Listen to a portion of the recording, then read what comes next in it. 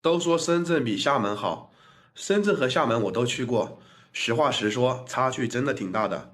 深圳和厦门同为经济特区，而且都还是计划单列市，一座在广东，一座在福建，一个靠近香港，一个靠近台湾省，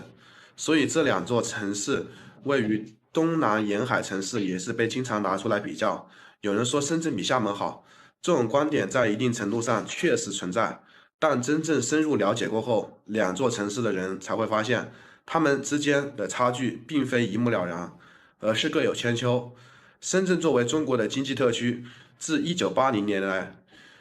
一直扮演着改革开放的排头兵的角色。这里是中国最年轻、最具有活力的城市之一，也是中国4大一线城市之一。深圳的城市建设化、现代化程度较高。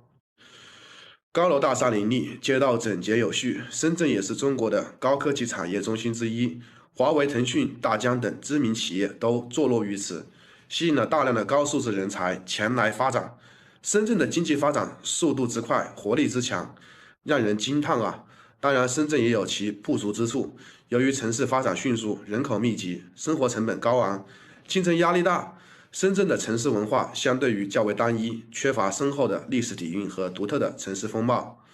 相比之下，厦门则给人一种更为温馨舒适的感觉。厦门是中国东南沿海的一座美丽的滨海城市，拥有着得天独厚的自然环境和人文景观。这里有美丽的海滩、清澈的海水、绿树成荫的街道和充满异国情调的建筑。厦门的城市氛围轻松愉快，生活节奏相对较慢，让人感到一种宁静和和谐。厦门的文化底蕴也相对较为深厚，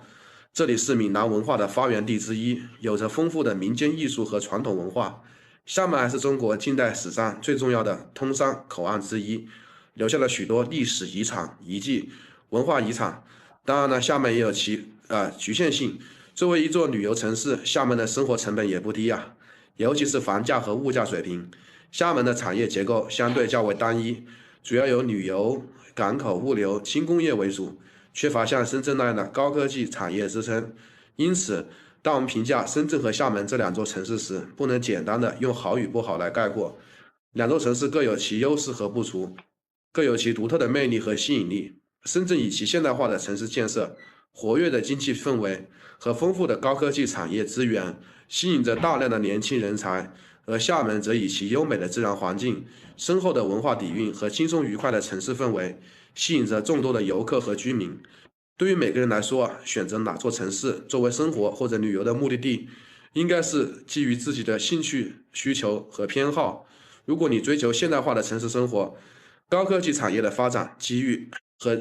激烈的竞争挑战，那么深圳可能更适合你。而如果你有着看重更优美的自然环境、深厚的文化底蕴和轻松的愉悦的